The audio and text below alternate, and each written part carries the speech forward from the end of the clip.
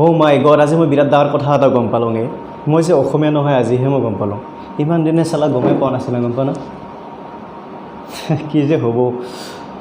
নমস্কাৰ Assam, welcome to my YouTube channel Bijoy S বাবা।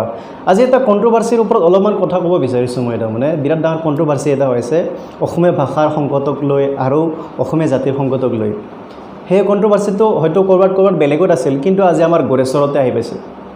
আৰু যিবিলাকে নাজানে গোৰেশ্বৰৰ এই কণ্ট্ৰভাৰ্চিটো কি, তেওঁলোকে এই বেনাৰখন একবাৰ চাই ল'ব।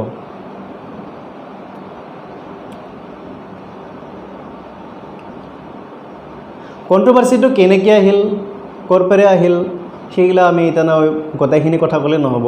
কাৰো ব্যক্তি বিশেষক আমি তাৰমানে সেই আঘাত কৰিব বিচৰা নাই, কোনো ব্যক্তিৰ স্বাৰ্থটো আমি কিবা কৰিব বিচৰা নাই। কিন্তু কণ্ট্ৰভাৰ্চিটো হ'ল কিয় হ'ল এনেকুৱা কণ্ট্ৰভাৰ্চি এটা যে অসমীয়া জাতি ধ্বংস হ'ব আৰু অসমীয়া ভাষাটো নষ্ট হ'ব? এইটোই হ'ল আচল কথাটো। আমি যদি আমাক বেলেগে হাৰাব নোৱাৰে, বেলেগে হাৰাব যদি নোৱাৰে, আমি নিজে শক্তিশালী হ'ব লাগিব। সেইটো হৈছে সংসাৰৰ নিয়ম আৰু চবৰে নিয়ম।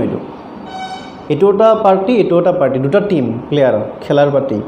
তো এইটো পাৰ্টিয়ে যদি মোক হাৰাব নোৱাৰে, মই ষ্ট্ৰং হ'ব লাগিব।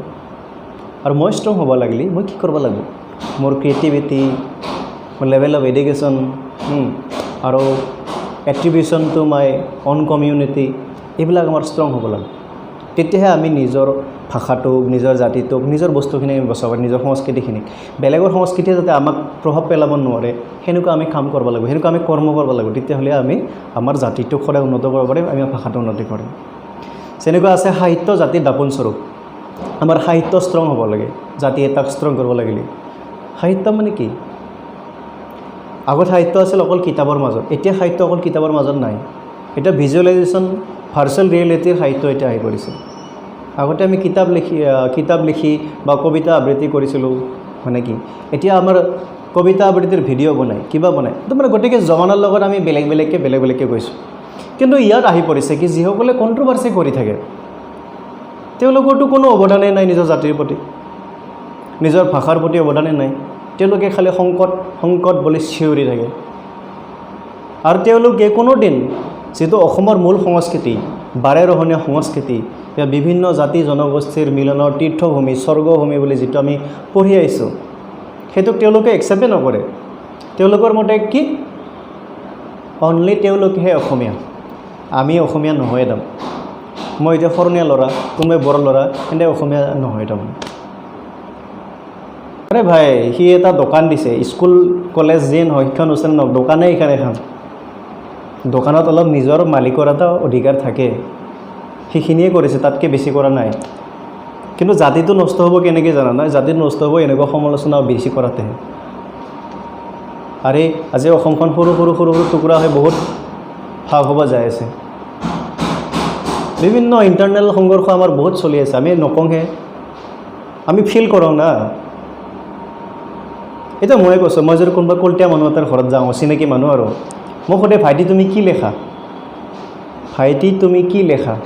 আৰে মোৰ নামটো সোধো না, মোৰ নামটো সুধিলে ডাইৰেক্ট গম পাবি মোৰ নামটো কি, মই কি তাত লিখাওঁ, ডাইৰেক্ট গম পাবি না। ভাইটি তুমি কি লেখা এনেকৈ সোধে নেকি কোনোবাই? মাকৰ মূৰা।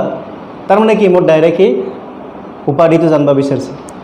মই কলতীয়া না, মই বড়ো না সন্নীয়া, না মই ৰাজবংশী, না মই তালুকদাৰ, না মই দাস, কি জাতিৰ মই জানিব বিচাৰিছোঁ। সেইটোৱেইতো কথা। গতিকে এইবিলাক বাদ দি তাতে। আৰু কলিতা জাতিসকলে বেয়া নাপাবা, বহুত ভাল কলিতা মানুহ আছে, চবৰে ভাল বেয়া থাকে। কিন্তু মই চবকে কোৱা নাই, মই কৈছোঁ যিসকলে এনেকুৱা কৰি থাকে, তাৰমানে এই উল্টাং পাল্টাং কৰি থাকে, মই সেইকেইটাকে কৈছোঁ। তহঁতৰ কাৰণে বেছিহে নষ্ট হ'ব জাতিটো, অসমীয়া ভাষাটো। আৰু তহঁতক মই কৈছোঁ, যিকেইটাই বেছিকৈ চিল্লাই আছে, এই গ্ৰুপত চিল্লাই আছে, ক'ৰবাত ফেচবুকত চিল্লাই আছে, তহঁততকৈ হয়তো মোৰ বেছি অৱদান আছে অসমীয়া জাতিটোৰ ওপৰত, মোৰ বেছি অৱদান আছে অসমীয়া সাহিত্যৰ ওপৰত, গম পাইছা? অসমীয়াৰ কাৰণে বহুতখিনি কাম কৰিছোঁ। কিন্তু মই গম পালোঁ আৰু তহঁতৰ কাৰণে মই অসমীয়া নহয়, আজি গম পালোঁ। ঠিকে আছে, আজিৰ পৰা আৰু কি কৰিম, আৰু মই এনেকৈয়ে কথা পাতিম।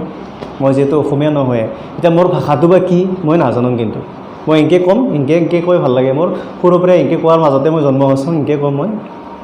কি কোৱা তহঁতে এইটো তহঁতৰ কথা। আৰু আমাৰ অসমীয়া, আমাৰ ভাষাত, আমাৰতো অসমীয়া নহয়, আপুনি চাপনি নাথাকে, আমাৰ চব তয়ে থাকে। আমাৰ তই আৰু তহঁতে, তই আৰু তহঁতে, এইটোৱে থাকে আমাৰ।